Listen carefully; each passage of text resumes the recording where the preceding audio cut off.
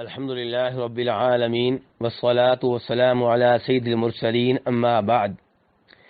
سب مسلمان یہ بات اچھی طرح جانتے ہیں کہ اسلام میں سود حرام ہے، اور سود کی کئی شکلیں اور صورتیں ہیں۔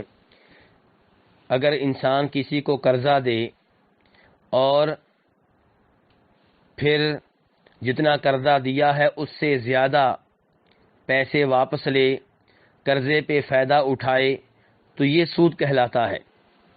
لیکن اس معاملے میں کئی بھائی متذبذب رہتے ہیں اور شکوک و شبہات کا شکار رہتے ہیں۔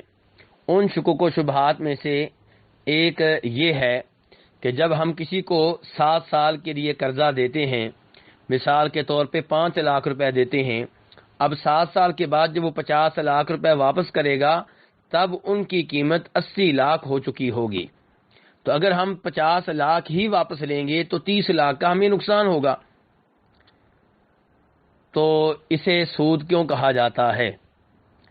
تو گزارش یہ ہے کہ ٹھنڈے دل سے اس مسئلے میں غور و فکر کیا جائے تو آپ کو پتہ چلے گا کہ یہ شبہ اس قابل نہیں ہے کہ اس پہ بہت زیادہ توجہ دی جائے، اور وہ اس لیے کہ آج آپ کسی کو 50 لاکھ روپیہ بطور قرض دے رہے ہیں اور آپ یہ سمجھتے ہیں کہ 7 سال کے بعد 50 لاکھ روپیہ جو دیا تھا وہ اب 80 لاکھ روپے کے برابر ہے، تو اگر میں 50 لاکھ روپیہ ہی واپس لوں تو مجھے 30 لاکھ کا نقصان ہوگا۔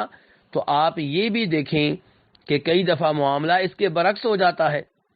کئی دفعہ 50 لاکھ روپے کی قیمت اوپر کو چلی جاتی ہے، یا آپ روپے میں یہ بات نہیں سمجھتے تو آپ ڈالر میں آ جائیں، پاؤنڈ میں آ جائیں۔ پاؤنڈ کی قیمت مثال کے طور پہ اوپر چڑھ جاتی ہے، ڈالر کی قیمت اوپر چلی جاتی ہے۔ تو اگر کسی نے کسی کو 50 لاکھ ڈالر قرضہ دیا ہے اور اب ڈالر کی قیمت زیادہ ہو چکی ہے، تو کیا وہ آدمی جسے قرضہ دیا گیا ہے آپ اس سے یہ کہیں گے کہ اب تو مجھے 40 لاکھ ڈالر واپس کرو، کیونکہ یہ 40 لاکھ ڈالر اب 50 لاکھ ڈالر کے برابر ہو چکے ہیں؟ یقیناً آپ ایسا نہیں کریں گے۔ تو اس لیے یہ دونوں پہلو اپنے سامنے رکھیں۔ اسلام اس طرف نہیں دیکھتا کہ اب وہ 50 لاکھ روپے جو آپ نے دیے تھے ان کی قیمت کتنی ہے، کم ہوئی ہے یا زیادہ ہوئی ہے۔ اسلام یہ کہتا ہے جتنا قرضہ آپ نے دیا تھا اتنا ہی واپس لیں۔ دوسرے نمبر پہ آپ کو یہ بات معلوم ہونی چاہیے کہ یہ جب آپ کسی کو قرضہ دیتے ہیں تو وہ کوئی کاروبار نہیں ہے، یا تو آپ سیدھا کاروبار کریں۔ آپ نے قرضہ دیا ہے، کسی سے تعاون کیا ہے، اس پہ اللہ سے اجر و ثواب کی امید رکھیں۔ تو اجر و ثواب آپ نے اللہ سے لینا ہے، اس سے لینے کی امید کیوں کر رہے ہیں جس کو آپ نے قرضہ دیا ہے؟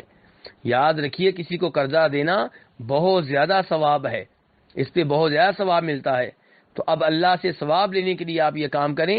7 لاکھ جو آپ نے صبر کیا ہے، 50 لاکھ روپیہ آپ کے کسی مسلمان بھائی کے پاس رہا ہے، یہ دیکھیں کہ اس پہ اجر و ثواب کتنا ملے گا، اور یہ دیکھیں کہ یہ قرضہ دینے کی وجہ سے آپ کی زندگی میں، آپ کے مال میں، آپ کے اولاد میں اللہ کی طرف سے کتنی برکتیں پڑیں گی اور کتنی رحمتیں اللہ تعالیٰ کی آپ کے گرانے پہ نازل ہوں گی۔ اللہ تبارک و تعالیٰ ہمیں سود سے بچنے کی توفیق عنایت فرمائے۔